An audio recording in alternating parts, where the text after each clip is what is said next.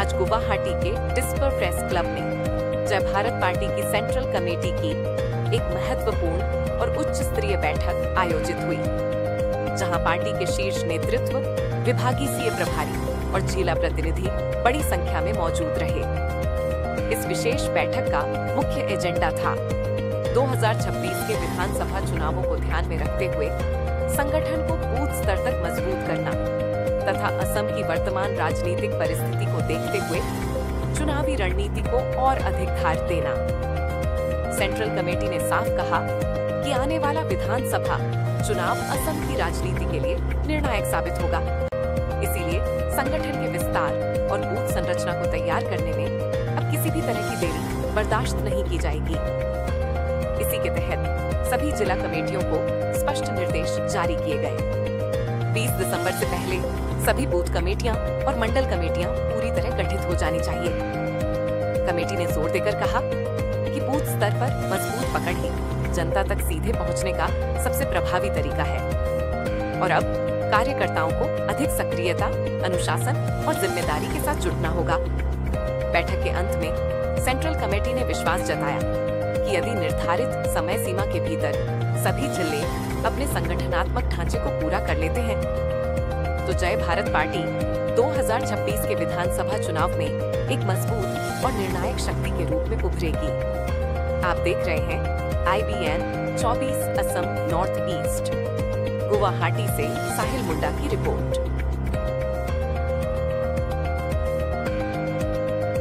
केंद्र कमिटीर আজি কাৰ্যনিৰ্বাহ হৈ যায় আৰু আমি 2026 বিধানসভা নিৰ্বাচনৰ পৰা আমি যথেষ্ট আমাৰ আলোচনা আৰু চাওক আমি 2026 আমাৰ ভিজন 40 আমি 40টা সমষ্টিত প্ৰাৰ্থিত্ব দিম আৰু 40টা সমষ্টিতে আমাৰ দলীয় কাম কাজ চলি আছে। ব্লক কমিটি ইতিমধ্যে হৈ গৈছে, মণ্ডল কমিটি আৰু আপোনালোকে জানে জয় ভাৰত পাৰ্টি বিজেপিৰ এগেইনষ্টত জন্ম লাভ কৰিছে। কাৰণ ইমান দিনে কংগ্ৰেছে যি তেওঁলোকৰ যি চৰকাৰ আছিলে ৰাইজে আশা কৰা ধৰণৰ তেওঁলোকে কিন্তু কাম কৰিব পৰা নাই। অসমৰ মেইন ইছ্যুৰ ওপৰত তেওঁলোকে কাম কৰা নাই আৰু যি পিছপৰা জাতীয় জনগোষ্ঠী অসমত পিছপৰা জাতি জনগোষ্ঠীক তেওঁলোকক গুৰুত্ব দিয়া নাছিল। তাৰপিছত বিজেপি চৰকাৰ আহিলে, বিজেপি চৰকাৰৰ চেম আজি অসমত বিভিন্ন জাতি জনগোষ্ঠীৰ বিভিন্ন ধৰ্মাৱলম্বী লোক ইয়াতে আমি বসবাস কৰি আছোঁ আৰু আমাৰ সকলো পিছপৰা জাতি জনগোষ্ঠীৰ ইয়াতে লোকেল ইছ্যু আছে বা জাতীয় ইছ্যু আছে, সেই ইছ্যুবিলাকৰ ওপৰত কিন্তু তেওঁলোকে কাম কৰা নাই। গতিকে আমি আমাৰ লক্ষ্য আৰু উদ্দেশ্য থাকিব জয় ভাৰত পাৰ্টি যে অসমৰ যি পিছপৰা অঞ্চলৰ সমান্তৰালভাৱে সকলোৰে উন্নয়নমূলক আৰু যি জাতীয় ইছ্যুবিলাকৰ ওপৰত কাম কৰাৰ বাবে আমাৰ জয় ভাৰত পাৰ্টিটো জন্ম লৈছে। আৰু যিহেতুকে আমাৰ বিজেপি যোৱা 2021 64 সমষ্টি লৈ পেলাই তেওঁলোকে চৰকাৰ গঠন কৰাৰ উপৰিও তেওঁলোকে AJP 8টা আছিলে আৰু UPL 7টা আছিলে, টোটেল 78 সিট লৈ পেলাই তেওঁলোকে চৰকাৰ গঠন কৰিছে। কিন্তু আপোনালোকে জানে অসমত 40টা সমষ্টিত আদিবাসী মেজৰিটি হয়, মেজৰিটি এণ্ড ফেক্টৰী, আৰু এই 40টা সমষ্টি আজিৰ তাৰিখত বিজেপিৰ দখলত আছে। গতিকে আজি আমি এই 40টা সমষ্টি আমি জয় ভাৰত পাৰ্টি হৈ আমি এই 40টা সমষ্টি আমি খুলি আহিম আৰু 40টা সমষ্টি খুলি অহাৰ লগে লগে ইয়াতে বিজেপি চৰকাৰ যে ভাঙিব নিশ্চিত আৰু অসমত যে মিলিজুলি চৰকাৰ হ'বলৈ গৈ আছে। আমাৰ নিৰ্বাচনী ইছ্যু থাকিব, যিহেতুকে আজি অসমত বহুত পিছপৰা অঞ্চলবিলাকত ৰাস্তা ঘাটৰ কাম আছে, তাৰপিছত বহুত জাতি জনগোষ্ঠীৰ ইছ্যু আছে। আজি অসমৰ বহুত মানুহ ভূমিহীন হৈ আছে। গতিকে আজি ভূমিৰ পাট্টা আজি সকলো জাতি জনগোষ্ঠী পাব লাগে। মাটিৰ সমস্যাটো বহুত ডাঙৰ সমস্যা হৈ আছে অসমত। তাৰপিছতো আপোনালোকে যদি যায় বানপানীৰ যি সমস্যা, বানপানী ৰোধ কৰিবৰ কাৰণে চৰকাৰ কোনো ধৰণৰ পদক্ষেপ হাতত লোৱা নাই। গতিকে আজি বিজেপি চৰকাৰে আজি আদানী আম্বানীক লৈ পেলাই তেওঁলোকে কাম কৰিব বিচাৰিছে। আজি বিভিন্ন ইণ্ডাষ্ট্ৰী বিভিন্ন জায়গাত মাটি আজি আদানী আম্বানী মানে ইণ্ডাষ্ট্ৰি বনাবৰ কাৰণে দিব খুজিছে। আজি আপোনালোকে জানে অসমত যি চাহ বাগিচা বহুত তেনেকুৱা ধৰণৰ চাহ বাগিচা মানে ভাঙি পেলাই তেওঁলোকে আদানী আম্বানীক তেওঁলোকে মাটি দিয়াৰ যি পৰিকল্পনা কৰিছে আমি ইতিমধ্যে গম পাই আছো। গতিকে এইবিলাক বন্ধ হ'ব লাগিব।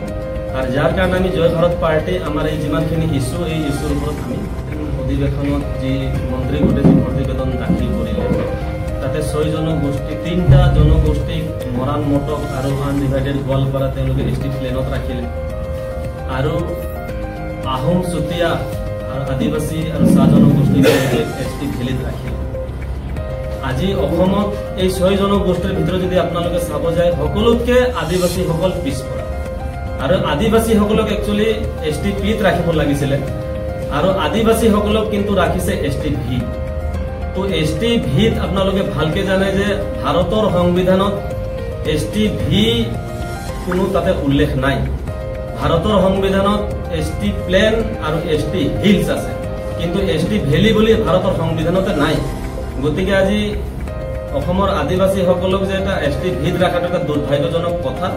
আৰু এটা মই চৰকাৰক মই আঙুলিয়াই দিব বিচাৰিছো যে চৰকাৰে আদিবাসীসকলক না এছটি পি না এছটি হিলছ না এছটি ভি একো দিব নালাগে।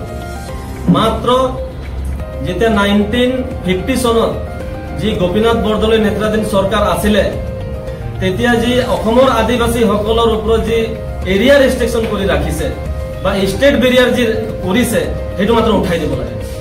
কাৰণ ভাৰতৰ সংবিধানে আদিবাসীসকলক অল ইণ্ডিয়া জনজাতিকৰণ অলৰেডি কৰি দিছে, অল ইণ্ডিয়া।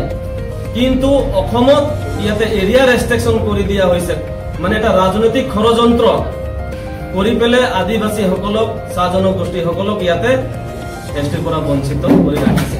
ইয়াতে আমাৰ আৰু এটা দাবী থাকিব জয় ভাৰত পাৰ্টি হয় আজি ভাৰতৰ সংবিধানত যি এছটিৰ জনজাতিকৰণৰ যি ক্লজ সোমাইছে আজি ডক্টৰ অম্বেদকাৰৰ লগত জয়পাল সিং মুণ্ডা এই ভাৰতৰ সংবিধানত বনাৰ সময়ত তেওঁ মেম্বাৰ আছিলে আৰু জয়পাল সিং মুণ্ডা অসম ভ্ৰমণ কৰি পেলাই গৈছিলে আদিবাসীসকলৰ দুৰৱস্থা চাই পেলাই আদিবাসীসকলক যে ইয়াতে ৰিজাৰ্ভ কৰিব লাগিব, মাটিৰ অধিকাৰ দিব লাগিব, ৰাজনৈতিক অধিকাৰ দিব লাগিব, গোটেই বস্তু চিন্তা কৰি পেলাই এই সংবিধানসমূহ আছে।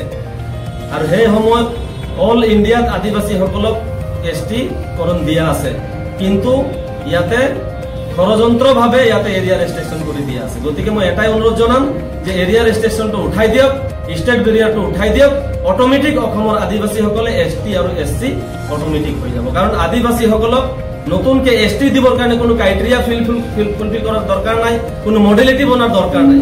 কাৰণ আপোনালোকে জানে বীৰ বিৰছা মুণ্ডাৰ যি এছটি গোষ্ঠী আমি হয় আৰু আজি যি ভাৰতৰ যি president India president Droupadi Murmu ডাঙৰণী তেওঁ নিজে এছটি হয়, জনজাতিকৰণ হয়। গতিকে তেওঁৰ এছটি গোষ্ঠী আমি অসমত বাস কৰি আছো। গতিকে আমি ইয়াতে কেনেকুৱা আমি এছটি ভিত আহিব পাৰো। গতিকে গোটেইখিনি কথা আজি ট্ৰাইবেল সংঘ আজি তেওঁলোকে চিন্তা কৰিব লাগিছিলে। তেওঁলোকৰ কাম আছে, যিহেতু তেওঁলোকে ট্ৰাইবেল সংঘ হয় আৰু তেওঁলোকৰ দায়িত্ব আছিলে যে অসমত যদি কোনোবা যদি ট্ৰাইবেল আছে তেওঁলোকক কেনেকুৱা ন্যায় দিব লাগে সেই কথাটো তেওঁলোকে চিন্তা কৰিব লাগিছিলে। কিন্তু তেওঁলোকে ট্ৰাইবেল সংঘ আজি জনজাতিসকলক আজি এছটিৰ পৰা বঞ্চিতৰ কাৰণে তেওঁলোকে এছটি দিব নালাগে বুলি তেওঁলোকে কিন্তু আন্দোলন চলাইছে। এইটো এটা দুৰ্ভাগ্যজনক কথা। আৰু আজি জনজাতি দিৱস বিৰছা মুণ্ডাৰ যি দিৱস পালন কৰে সকলোৱে, আজি যদি বিৰছা মুণ্ডাৰ যদি আজি এছটি গোষ্ঠী কুটুমক যদি তেওঁলোকে আজি ইয়াতে বঞ্চিত কৰিব ৰাখিব বিচাৰিছে আৰু বিৰছা মুণ্ডাক তেওঁলোকে পূজা কৰিব বিচাৰিছে, তেওঁলোকে জনজাতি দিৱস মানে মানিব খুজি আছে, মই তেওঁলোকক ক'ব খুজিছো যে আজি ট্ৰাইবেল সংঘ হওক বা চৰকাৰ হওক জনজাতি দিৱস পালন কৰাৰ কোনো অধিকাৰ নাই। কাৰণ আজি বিৰছা মুণ্ডাক তেওঁলোকে ভগৱান হিচাপত মানিব আৰু বিৰছা মুণ্ডাৰ এছটি গোষ্ঠীক তেওঁলোকে কেনে চকুৰে চাব এইটো কেতিয়াও হ'ব নোৱাৰে। গতিকে অনুৰোধ জনাইছো সকলোৰে এটা হিউমেনিটি থাকিব লাগে। কাৰণ অসমত ইমান দূৰ অৱস্থাত আদিবাসীসকল আছে। গতিকে আদিবাসীসকলক অতি সোনকালে জনজাতিকৰণ কৰিব লাগিব। আৰু মাটি পাট্টাৰ যি প্ৰসংগ আজি চাহ শ্ৰমিকসকলক যি মাটিৰ পাট্টা আজি দিবলৈ গৈ আছে চৰকাৰ, আজি 3 লাখ শ্ৰমিকক আজি মাটিৰ পাট্টা দিয়াৰ কথা আনিছে চৰকাৰ, কিন্তু অসমত 20 লাখ শ্ৰমিক বসবাস কৰি আছে।